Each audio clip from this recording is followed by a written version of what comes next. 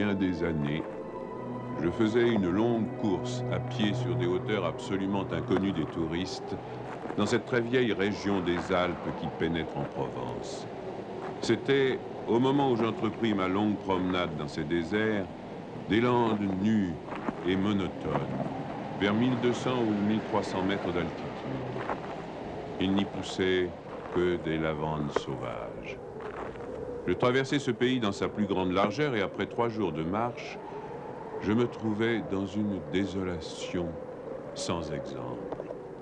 Je campais à côté d'un squelette de village abandonné. Je n'avais plus d'eau depuis la veille et il me fallait en trouver. Ces maisons agglomérées, en ruine, comme un vieux nid de guêpes, me firent penser qu'il avait dû y avoir, là, dans le temps, une fontaine ou un puits. Il y avait bien une fontaine, mais sèche.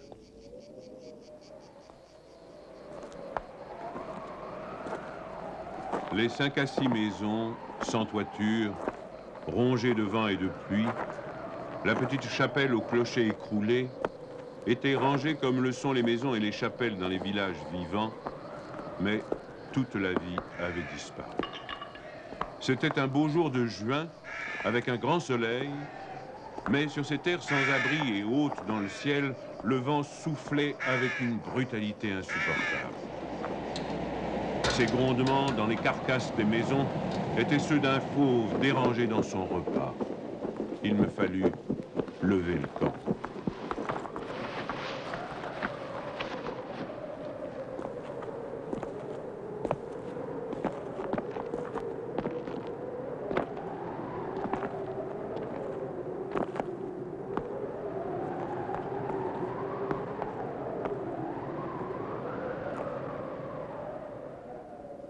À 5 heures de marche de là, je n'avais toujours pas trouvé d'eau et rien ne pouvait me donner l'espoir d'en trouver.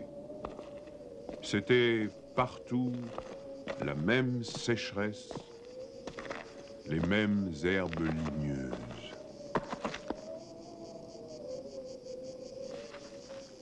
Il me sembla apercevoir, dans le lointain, une petite silhouette noire, debout. Je la pris pour le tronc d'un arbre solitaire. À tout hasard, je me dirigeai vers elle. C'était un berger. Une trentaine de moutons, couchés sur la terre brûlante, se reposaient près de lui. Il me fit boire à sa gourde. Un peu plus tard, il me conduisit à sa bergerie, dans une ondulation du plateau. Il tirait son eau, excellente, d'un trou naturel très profond, au-dessus duquel il avait installé un treuil rudimentaire. Cet homme parlait peu, c'est le fait des solitaires, mais on le sentait sûr de lui et confiant dans cette assurance.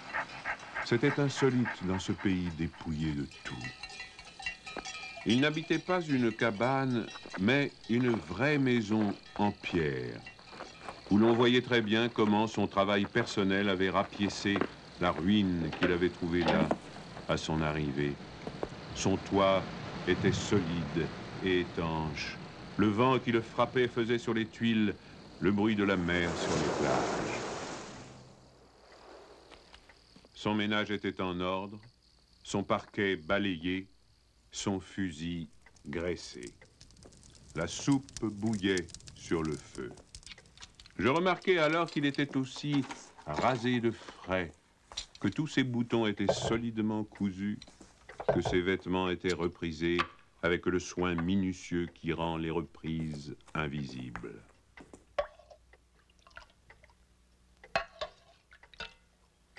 Il me fit partager sa soupe.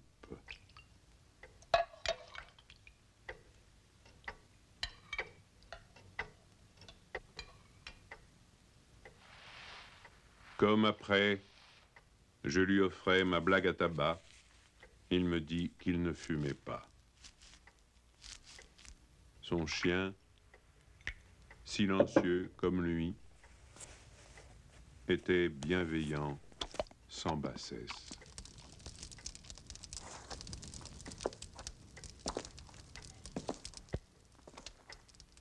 Il avait été entendu que je passerais la nuit là, le village le plus proche étant encore à plus d'une journée et demie de marche. Je connaissais parfaitement le caractère des rares villages de cette région. Il y en a 4 ou 5, dispersés, loin les uns des autres, sur les flancs de ces hauteurs, dans les taillis de chênes blancs, à la toute extrémité des routes carrossables. Ils sont habités par des bûcherons qui font du charbon de bois. Ce sont des endroits où l'on vit mal. Les familles, serrées les unes contre les autres, dans ce climat qui est d'une rudesse excessive, aussi bien l'été que l'hiver, exaspèrent leur égoïsme en vase clos. L'ambition irraisonnée s'y démesure. Dans le désir continu de s'échapper de cet endroit, les hommes vont porter leur charbon à la ville, puis retournent.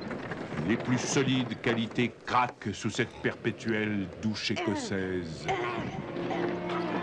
Les femmes mijotent des rancœurs. Il y a concurrence sur tout, aussi bien pour la vente du charbon de bois que pour le banc à l'église, pour les vertus qui se combattent entre elles, pour les vices qui se combattent entre eux, et pour la mêlée générale des vices et des vertus sans repos.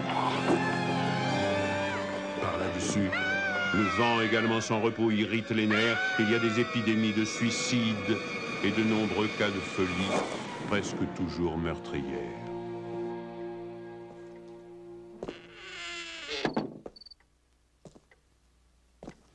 Le berger, qui ne fumait pas, alla chercher un petit sac et déversa sur la table un tas de glands.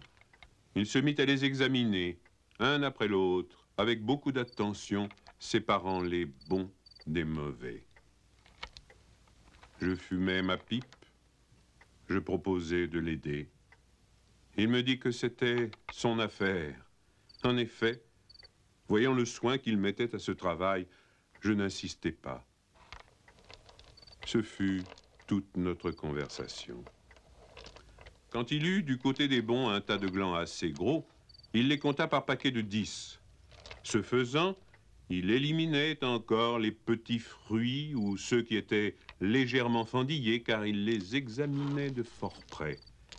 Quand il eut ainsi devant lui 100 glands parfaits, il s'arrêta et nous allâmes nous coucher. La société de cet homme donnait la paix. Je lui demandai le lendemain la permission de me reposer tout le jour chez lui. Il le trouva tout naturel, ou plus exactement, il me donna l'impression que rien ne pouvait le déranger. Ce repos ne m'était pas absolument obligatoire, mais j'étais intrigué et je voulais en savoir plus. Il fit sortir son troupeau et le mena à la pâture.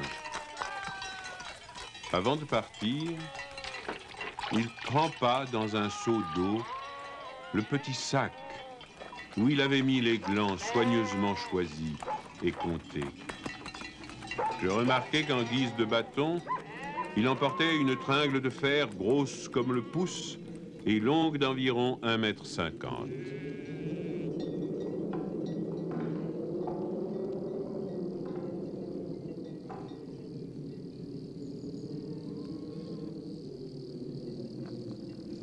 Je fis celui qui se promène en se reposant, et je suivis une route parallèle à la sienne.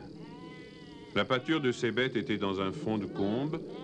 Il laissa le petit troupeau à la garde du chien et monta vers l'endroit où je me tenais. J'eus peur qu'il vînt pour me reprocher mon indiscrétion, mais pas du tout. C'était sa route, et il m'invita à l'accompagner si je n'avais rien de mieux à faire. Il allait à 200 mètres de là, sur la hauteur.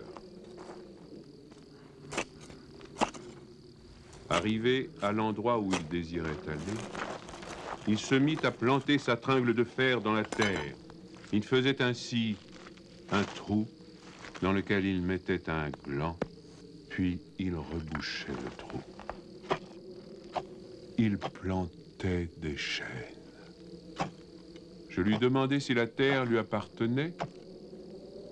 Il me répondit que non. Savait-il à qui elle était? Il ne savait pas. Il supposait que c'était une terre communale ou peut-être était-elle la propriété de gens qui ne s'en souciaient pas. Lui ne se souciait pas de connaître les propriétaires. Il planta ainsi ses sanglants avec un soin extrême.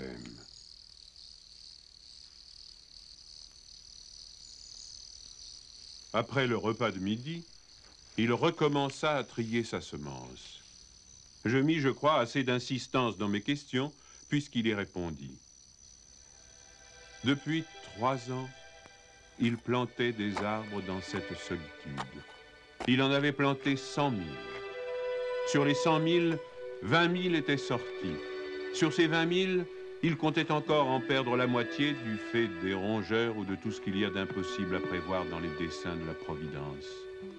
Restaient 10 000 chênes qui allaient pousser dans cet endroit où il n'y avait rien auparavant. C'est à ce moment-là que je me souciais de l'âge de cet homme. Il avait visiblement plus de 50 ans. 55, me dit-il. Il s'appelait Elzéar Bouffier. Il avait possédé une ferme dans les plaines. Il y avait réalisé sa vie. Il avait perdu son fils unique, puis sa femme. Il s'était retiré dans la solitude où il prenait plaisir à vivre lentement avec ses brebis et son chien. Il avait jugé que ce pays mourait par manque d'arbres. Il ajouta que n'ayant pas d'occupation très importante, il avait résolu de remédier à cet état de choses. Mon jeune âge me forçait à imaginer l'avenir en fonction de moi-même et d'une certaine recherche du bonheur. Je lui dis que dans 30 ans, ces 10 000 chênes seraient magnifiques. Il me répondit très simplement que si Dieu lui prêtait vie, dans 30 ans, il en aurait planté tellement d'autres que ces 10 000 seraient comme une goutte d'eau dans la mer. Il étudiait déjà la reproduction des hêtres et il en avait près de sa maison une pépinière issue des faînes. Les sujets qu'il avait protégés de ses moutons étaient de toute beauté. Il pensait également à des bouleaux pour les fonds où, me dit-il, une certaine humidité dormait à quelques mètres de la surface du sol. Nous nous séparâmes le lendemain. L'année d'après, il y eut la guerre de 14 dans laquelle je fus engagé pendant 5 ans. Un soldat d'infanterie ne pouvait guère y réfléchir à des arbres.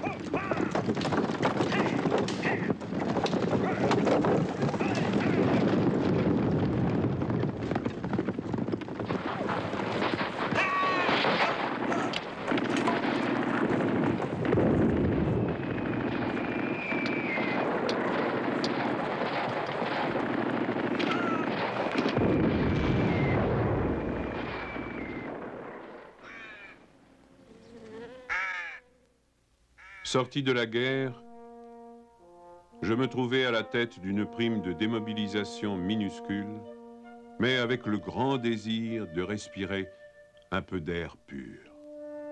C'est sans idée préconçue, sauf celle-là, que je repris le chemin de ces contrées désertes. Le pays n'avait pas changé.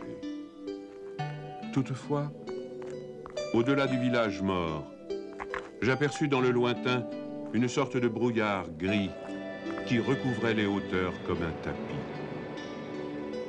Depuis la veille, je m'étais remis à penser à ce berger planteur d'arbres. 10 000 chênes, me disais-je, occupent vraiment un très large espace.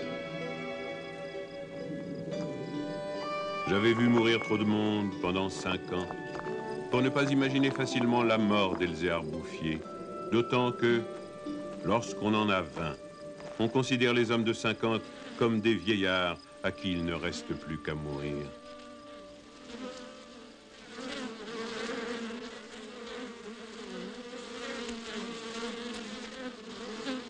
Il n'était pas mort. Il avait changé de métier. Il ne possédait plus que 4 brebis, mais par contre, une centaine de ruches. Il s'était débarrassé des moutons qui mettaient en péril ses plantations d'arbres. Il ne s'était pas du tout soucié de la guerre. Il avait imperturbablement continué à planter. Les chênes de 1910 avaient alors 10 ans et étaient plus hauts que moi et que lui. Le spectacle était impressionnant. J'étais littéralement privé de parole. Et comme lui ne parlait pas, nous passâmes tout le jour en silence à nous promener dans sa forêt. Elle avait en 3 tronçons 11 kilomètres de long et 3 kilomètres dans sa plus grande largeur. Quand on se souvenait que tout était sorti des mains et de l'âme de cet homme, sans moyens techniques, on comprenait que les hommes pourraient être aussi efficaces que Dieu dans d'autres domaines que la destruction. Il avait suivi son idée. Et les hêtres qui m'arrivaient aux épaules, répandus à perte de vue, en témoignaient. Les chênes étaient drus et avaient dépassé l'âge où ils étaient à la merci des rongeurs. Quant au dessein de la Providence elle-même, pour détruire l'œuvre créée, il lui faudrait avoir désormais recours au cyclone. Il me montra d'admirables bosquets de bouleaux qui dataient de 5 ans. C'est-à-dire de 1915, de l'époque où je combattais à Verdun. Il leur avait fait occuper tous les fonds où ils soupçonnaient, avec juste raison, qu'il y avait de l'humidité presque à fleur de terre. Ils étaient tendres comme des adolescents et très décidés. La création avait l'air d'ailleurs de s'opérer en chaîne. Il ne s'en souciait pas. Il poursuivait obstinément sa tâche, très simple. Mais en redescendant par le village, je vis couler de l'eau dans des ruisseaux qui, de mémoire d'homme, avaient toujours été à sec. C'était la plus formidable opération de réaction qu'il m'ait été donné de voir. Ces ruisseaux secs avaient jadis porté de l'eau dans des temps très anciens. Certains de ces villages tristes dont j'ai parlé au début de mon récit s'étaient construits sur les emplacements d'anciens villages gallo-romains dont il restait encore des traces, dans lesquels les archéologues avaient fouillé et ils avaient trouvé des hameçons à des endroits où, au XXe siècle, on était obligé d'avoir recours à des citernes pour avoir un peu d'eau. Le vent aussi dispersait certaines graines. En même temps que l'eau réapparut, réapparaissaient les saules, les osiers, les prés, les jardins, les fleurs et une certaine façon de vivre. Mais la transformation s'opérait si lentement qu'elle entrait dans l'habitude sans provoquer d'étonnement. Les chasseurs qui montaient dans les solitudes à la poursuite des lièvres ou des sangliers avaient bien constaté le foisonnement des petits arbres, mais ils l'avaient mis sur le compte des malices naturelles de la terre. C'est pourquoi personne ne touchait à l'œuvre de cet homme. Si on l'avait soupçonné, on l'aurait contrarié. Il était insoupçonnable. Qui aurait pu imaginer, dans les villages et les administrations, une telle obstination dans la générosité la plus magnifique?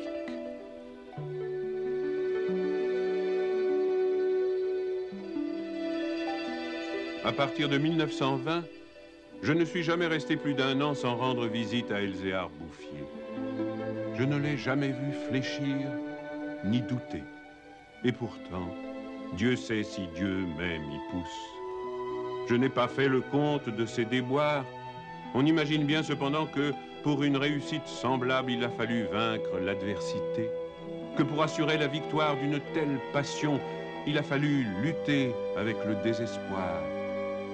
Pour avoir une idée à peu près exacte de ce caractère exceptionnel, il ne faut pas oublier qu'il s'exerçait dans une solitude totale. Si totale que, vers la fin de sa vie, il avait perdu l'habitude de parler. Ou peut-être n'en voyait-il pas la nécessité. En 1933, il reçut la visite d'un garde forestier éberlu. Ce fonctionnaire lui intima l'ordre de ne pas faire de feu dehors, de peur de mettre en danger la croissance de cette forêt naturelle. C'était la première fois lui dit cet homme naïf, qu'on voyait une forêt pousser toute seule. En 1935, une véritable délégation administrative vint examiner la forêt naturelle. Il y avait un grand personnage des eaux et forêts, un député, des techniciens. On prononça beaucoup de paroles inutiles, on décida de faire quelque chose et, heureusement, on ne fit rien. Sinon, la seule chose utile, mettre la forêt sous la sauvegarde de l'État et interdire qu'on vienne y charbonner. Car il était impossible de n'être pas subjugué par la beauté de ces jeunes arbres en pleine santé. Et elle exerça son pouvoir de séduction sur le député lui-même.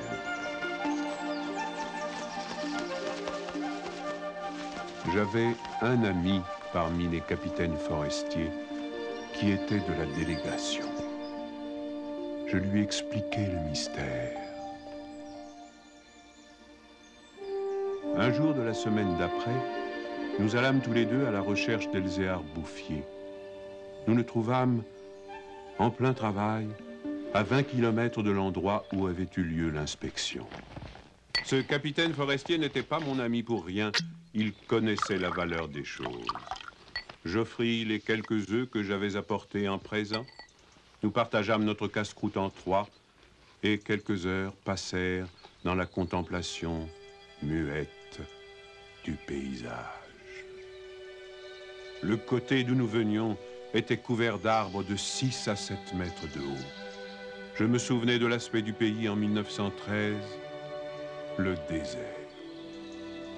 Le travail paisible et régulier, l'air vif des hauteurs, la frugalité et surtout la sérénité de l'âme avaient donné à ce vieillard une santé presque solennelle. C'était un athlète de Dieu. Je me demandais combien d'hectares il allait encore couvrir d'arbres. Avant de partir, mon ami fit simplement une brève suggestion à propos de certaines essences auxquelles le terrain d'ici paraissait devoir convenir. Il n'insista pas. Pour la bonne raison, me dit-il après, que ce bonhomme en sait plus que moi. Au bout d'une heure de marche, l'idée ayant fait son chemin en lui, il ajouta « Il en sait beaucoup plus que tout le monde. Il a trouvé un fameux moyen d'être heureux. » C'est grâce à ce capitaine que non seulement la forêt, mais le bonheur de cet homme furent protégés. L'œuvre ne courut un risque grave que pendant la guerre de 1939. Les automobiles marchant alors au gazogène, on n'avait jamais assez de bois. On commença à faire des coupes dans les chênes de 1910, mais ces quartiers sont si loin de tout réseau routier que l'entreprise se révéla très mauvaise au point de vue financier. On l'abandonna.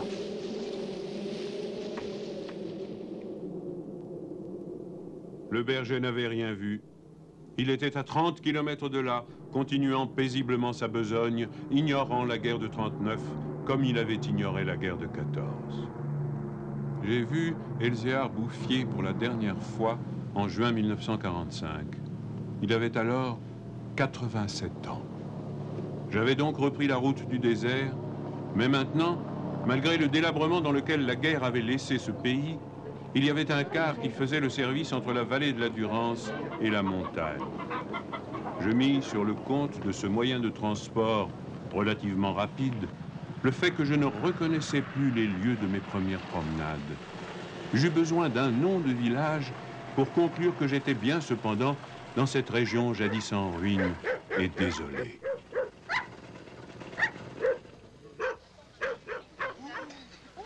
Le car me débarqua à Vergon. En 1913, ce hameau de 10 à 12 maisons avait 3 habitants. Ils étaient sauvages, se détestaient, vivaient de chasse aux pièges. Leurs conditions étaient sans espoir. Tout était changé. L'air lui-même. Au lieu des bourrasques sèches et brutales qui m'accueillaient jadis, soufflait une brise souple, chargée d'odeurs. Un bruit semblable à celui de l'eau venait des hauteurs. C'était celui du vent dans les forêts. Enfin, chose plus étonnante, j'entendis le vrai bruit de l'eau coulant dans un bassin. Je vis qu'on avait fait une fontaine, qu'elle était abondante, et ce qui me toucha le plus, on avait planté près d'elle un tilleul, symbole incontestable d'une résurrection.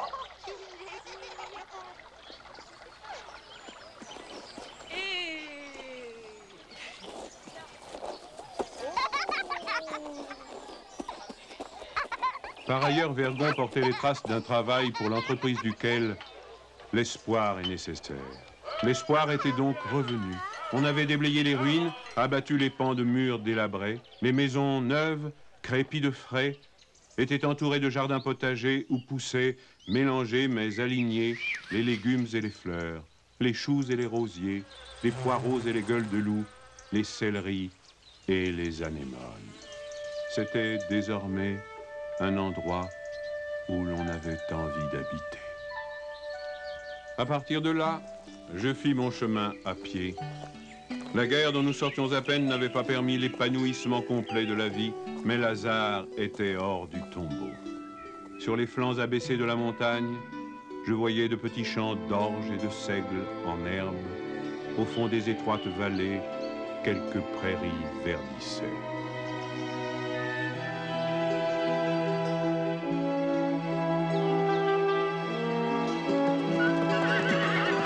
Il n'a fallu que les 8 ans qui nous séparent de cette époque pour que tout le pays resplendisse de santé et d'aisance. Sur l'emplacement des ruines que j'avais vues en 1913, s'élèvent maintenant des fermes propres, bien crépies, qui dénotent une vie heureuse et confortable. Les vieilles sources, alimentées par les pluies et les neiges que retiennent les forêts, se sont remises à couler. À côté de chaque ferme, dans des bosquets d'érables, les bassins des fontaines débordent sur des tapis de menthe fraîche. Les villages se sont reconstruits peu à peu. Une population venue des plaines où la terre se vend chère s'est fixée dans le pays, y apportant de la jeunesse, du mouvement, de l'esprit d'aventure. On rencontre dans les chemins des hommes et des femmes bien nourris, des garçons et des filles qui savent rire et ont repris goût aux fêtes campagnardes.